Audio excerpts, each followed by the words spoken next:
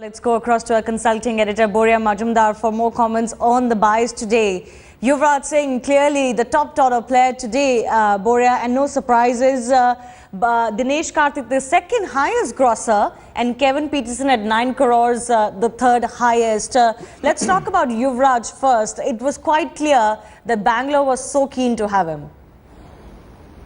Yes, I mean, and you want to understand what the strategy is, isn't it? I mean, if you check Yuvraj Singh's performance in the IPL, how many matches has he won?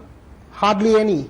If you have to understand why this happens, and that explains what IPL is all about, perhaps the brand value that Yuvraj brings to the table, you know, it's not only cricket, it's extra cricketing brand value, it's also good advertisement. So perhaps the combination of all of that, because if you only take cricket, 14 crores for Yuvraj Singh in this ambience when, you know, he's dropped from the Indian team in the one-day format, he's not even part of the test format at all. In the T20 format, he's hardly won you any game except that one.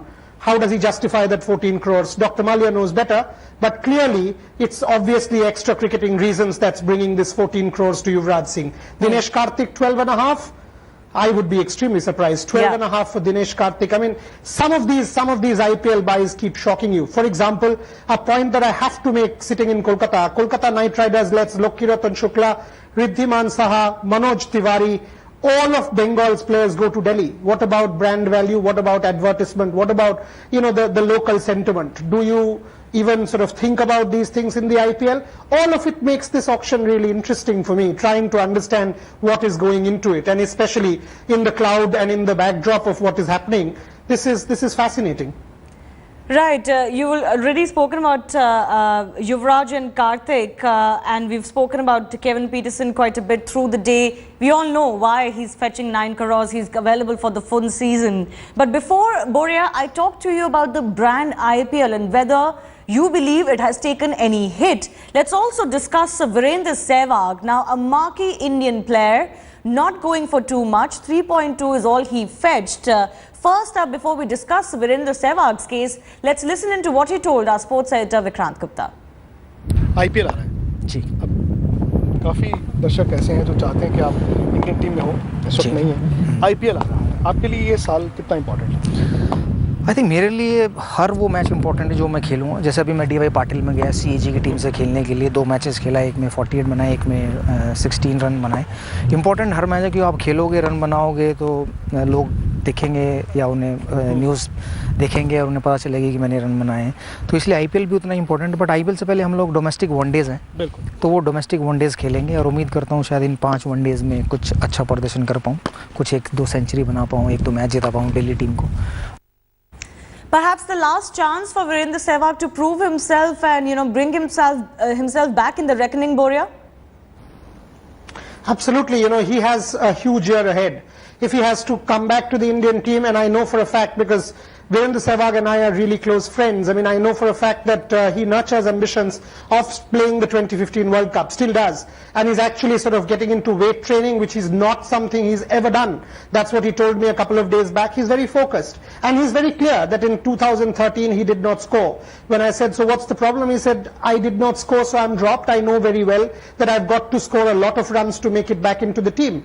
Some players, Ravindra Jadeja, Yusuf Pathan in the past, you know, these players have made the Indian team on the strength of their IPL performance. One expects Virendra Sehwag to do the same, but that's what's baffling, Shivani, for me. Virendra Sehwag out of the team, 3.2 crores. Yuvraj Singh out of the team, 14 crores. Yes, Yuvraj is in the T20 lineup, but the fact is that's what brand value is all about. At this point in time, the cancer survivor, the extra cricketing significance that Yuvraj Singh brings to the table, the kind of mass following that he's got adds to his brand value, which is what is adding to the money that he's garnering. Virendra Sehwag for 3.2 crores for me is an excellent buy because he's still capable of winning you matches. What about the brand value of the IPL itself, Boria? After the auctions today, the first day of the auctions, what is your assessment? I mean, with the kind of interest or the buzz that is around the auctions, do you think the brand value has taken a hit given everything that has happened in the wake of the Mudgal report and the entire spot fixing saga since last year? There is absolutely no two ways about that. I mean, just imagine, I mean, a couple of years back when the auction happened, every news channel worth its salt in this country covered it 24/7. We were at it 24/7. Every buy was being reported. That was the central news of the day. Think about what happened today. You know, if you see the social media, I was checking the social media sites. Yes, it's a buzz, but the fact is, compared to what it was in the past, what it is today, if you see the kind of discussions that are going on in the streets among cricket fans, how much of that is IPL, how much of that is the corruption taint?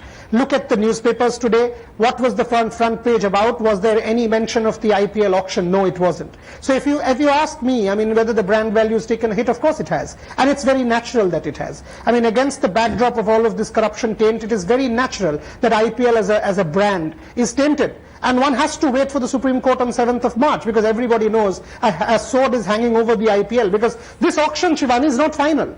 You've got to accept that this auction is not final, because Supreme Court has clearly said retrospectively it can rule this auction out. So every team owner knows that. Every franchise owner at the back of his mind knows that something dramatic can happen on 7th of March and possibly will.